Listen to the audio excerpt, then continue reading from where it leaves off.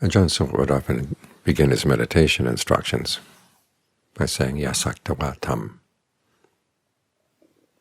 It's a Thai idiom. Literally it says, don't just do it. And if we were to translate it idiomatically, don't just go through the motions. It's easy enough to sit here with your eyes closed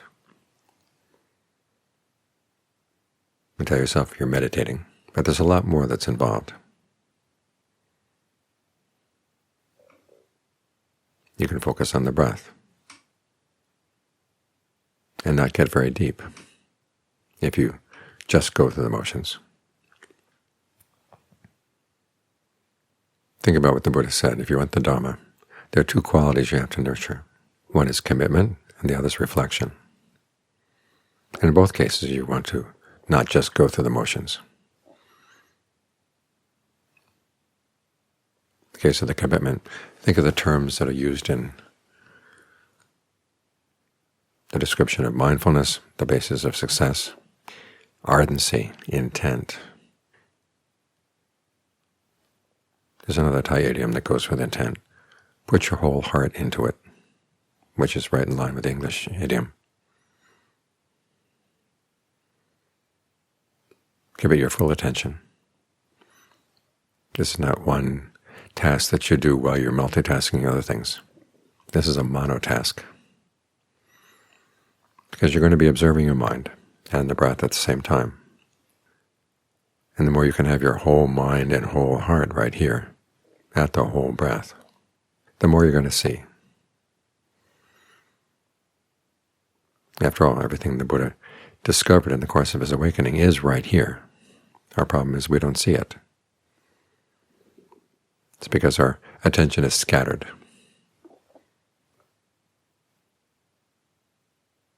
So gather it together right here and put it into the practice. When John Lee says to try the different types of breath, ask yourself, how is it going? What does he mean? What, in my experience, corresponds to what he talks about when he says the breath going through the spine or the breath going through the legs, or taking the breath energy and letting it go through a pain?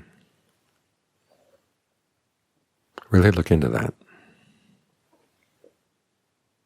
because there's a lot to be learned as you do that.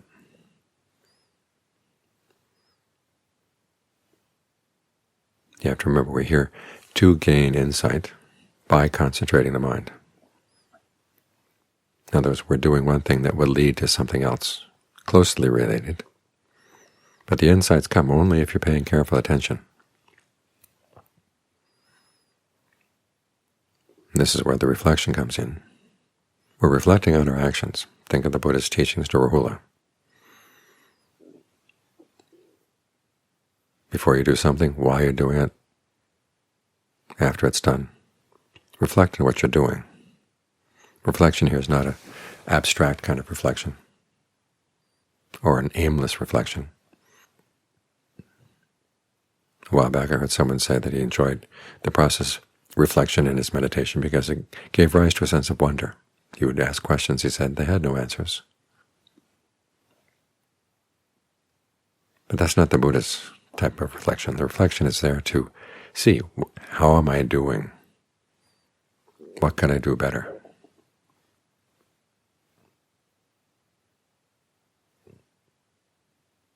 I was once at a Buddhist event, sitting next to a Zen teacher. He was commenting to me, seeing that, of course, that I was a Theravada monk, and saying, I really liked reading the Pali Canon. It's full of koans, lots of questions for which there's no answer, like what is the cause of suffering? Well, so happens there is an answer to that question. And that's the whole point of asking the question to begin with, is to arrive at the answers. In this case, we're trying to arrive at an ultimate happiness, an ultimate well-being. Sukha in Pali. We want to reflect on how well we're doing.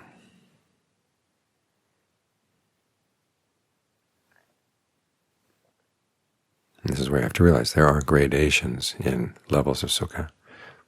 That's part of it. How intense is the pleasure that comes from this? How satisfying, how gratifying? And at the same time, how harmless is it? You don't simply go by the fact that you really intently like something, but you also have to reflect on the fact, does this harm anyone else? Does it harm me? Is there any harm in the action that I'm doing? Or is there any harm in the pleasure as I'm enjoying it? If you ask that question, you begin to see there are ways that you relate to pleasure that really are unskillful. The Buddha gives one example, the person who's practicing jhana and then exalts himself because he's got a higher jhana than his friends. Okay, that right there ruins it.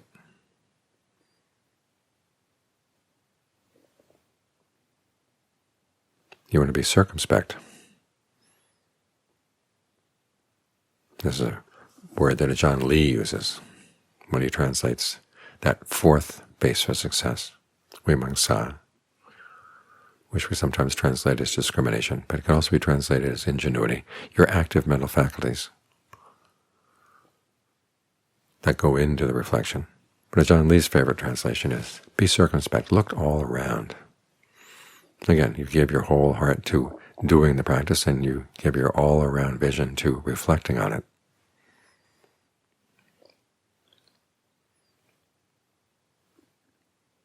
And you find that you do come to higher and higher levels of well-being that are more and more secure because they are more and more harmless.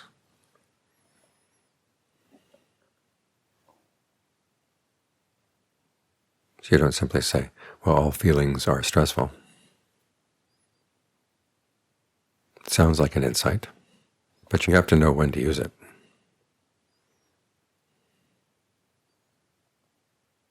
There was that case where a monk had said that to the Buddha. He'd given that answer to someone else, and he reported his answer to the Buddha. And the Buddha called him a worthless man. And another monk came to the first monk's defense. He said, well, after all, aren't all feelings stressful? Because the monk had said, all karma leads to stress. All karma leads to feelings, therefore all karma must lead to stress because all feelings are stressful. And the Buddha said, when you're asked about karma, you talk about the three kinds of feeling: pleasure, painful, neither pleasure nor painful.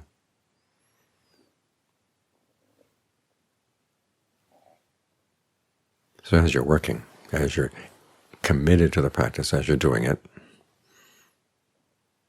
you're going to become more and more sensitive to levels of stress, levels of well-being.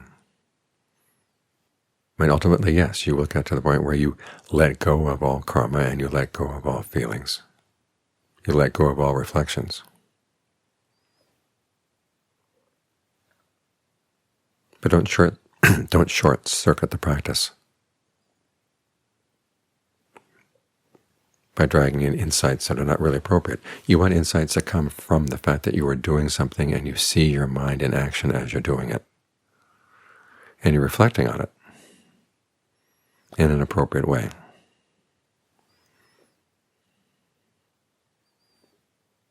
So that the quality of the well-being is good,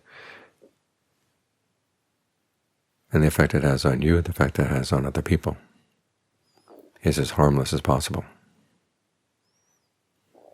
When you reflect in that way, you further and further refine your commitment.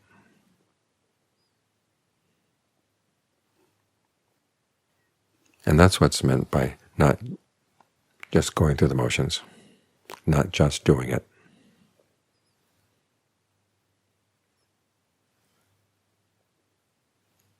You do it with your whole heart. You reflect with your whole mind. And any activity that's got your whole heart and your whole mind together is bound to lead to something good.